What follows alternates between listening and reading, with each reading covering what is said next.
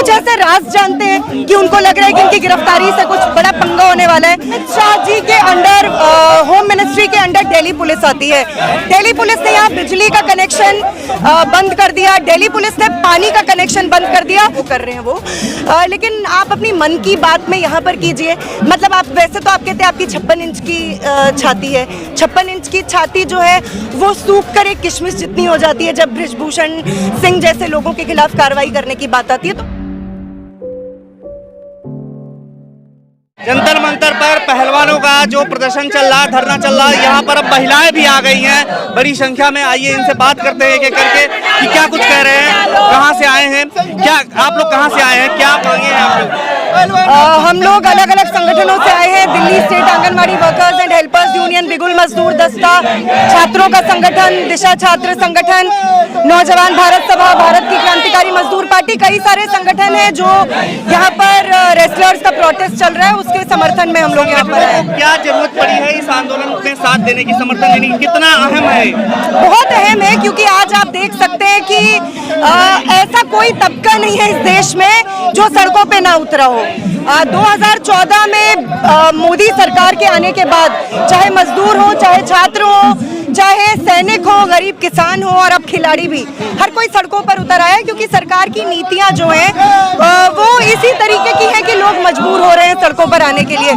लेकिन मुख्य बात यह है कि ये वही सरकार है जो 2014 से बेटी बचाओ बेटी पढ़ाओ के नारे दे रही थी, लेकिन शायद हम ही लोगों से सोचने में, हम ही लोगों से समझने में थोड़ी गलती हुई हो। दरअसल ये एक चेतावनी थी कि बीजेपी से अपनी बेटियों को बचाओ, क्योंकि अब आप देखिए कि अब रेसलर्स के मसले में बृजभूषण सिंह जी हैं।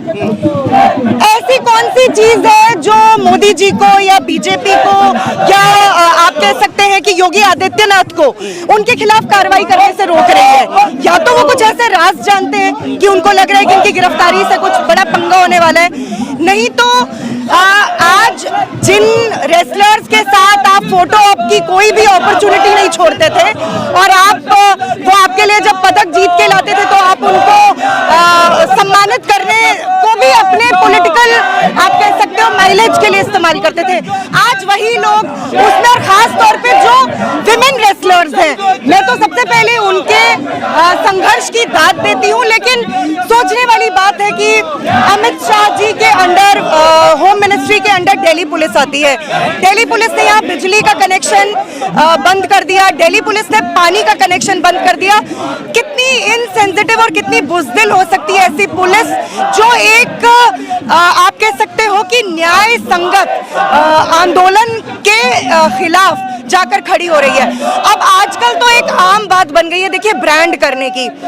अभी तक तो चलिए खिलाड़ियों को देशद्रोही नहीं बोला गया है, लेकिन एक नया ब्रांडिंग चल गया। ये पॉलिटिकली मोटिवेटेड है, ये राजनीतिक तौर पे प्रेरित है, इसलिए यहाँ बैठे, इनके पीछे कोई ताकतें काम कर रही हैं। सबसे पहला सवाल ये उठता है, जब बलात्कारियों का बचाव किया जाता है, वो पॉलिटिकली मोटिवेटेड नहीं होता है, वो राजनीतिक रूप से प्रेरित नहीं होता है।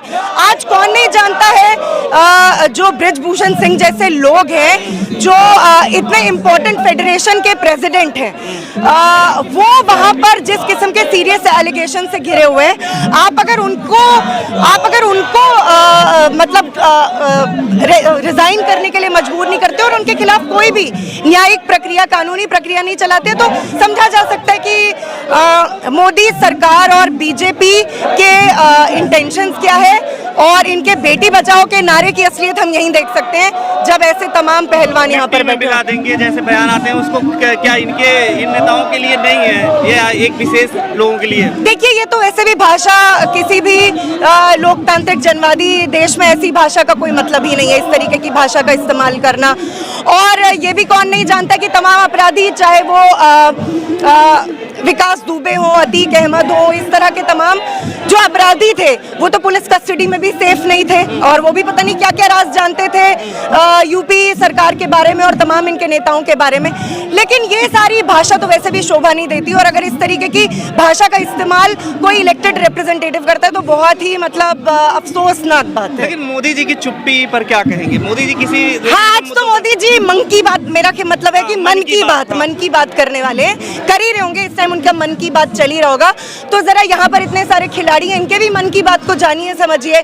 आप अपना ब्रॉडकास्ट यूएन में करवा रहे हैं, 100वां एपिसोड है, बिल्कुल। आज तो उन्होंने बहुत बड़ा मतलब कुछ क्रांतिकारी एपिसोड का वो कर रहे हैं वो, लेकिन आप अपनी मन की बात में यहाँ पर कीजिए। मतलब आप वैसे तो आप कहते हैं आपकी 56 इंच की छाती है, 56 इंच की छाती जो है वो सूख कर एक किशमिश जितनी हो जाती है जब बृजभूषण सिंह जैसे लोगों के खिलाफ कार्रवाई करने की बात आती है। तो समझ में आता है कि मोदी सरकार किस तरफ खड़ी है और वो किनका बचाव कर रही है। और ये पहली बार नहीं है भाई, कुलदीप सिंह सेंगर, चिन्मयानंद, संदीप सिंह खेल मंत्री, क्या रिकॉर्ड है। मतलब अब क्या ही करें, ताज्जुब की बात है। ये कहा जाता है हर कोई प्रोटेस्ट या प्रदर्शन बस मोदी को बदनाम करने के लिए हो रहा है। नहीं, बदनाम करने के लिए क्या हो रहा है आप ये बताइए। उनके पीछे तो सारे पूंजीपतियों की पूरी ताकत है, धन्ना सेठ उनके पीछे खड़े हैं, सारे मीडिया के बड़े बड़े घराने उनके साथ खड़े हुए हैं।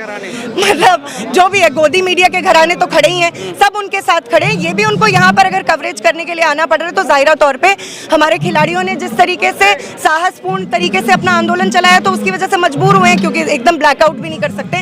लेकिन उनके पीछे तो सारी ताकत ही है, वो कौन सा अकेले पड़े हुए हैं। तो कह रहे हैं अपराधी बन के इस्तीफा नहीं दूंगा बृजभूषण सर से।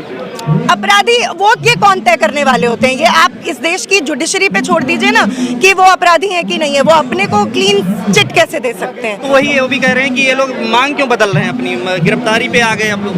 नहीं, जो मांगे थी वो तो शुरू से ही ये थी और मुझे नहीं लगता कि मांगों में कोई तब्दीली होगी। खबरों में बने रहने के लिए फोरम 4 को सब्सक्राइब करें और नोटिफिकेशन पाने के लिए बेल आइकन दबाएं।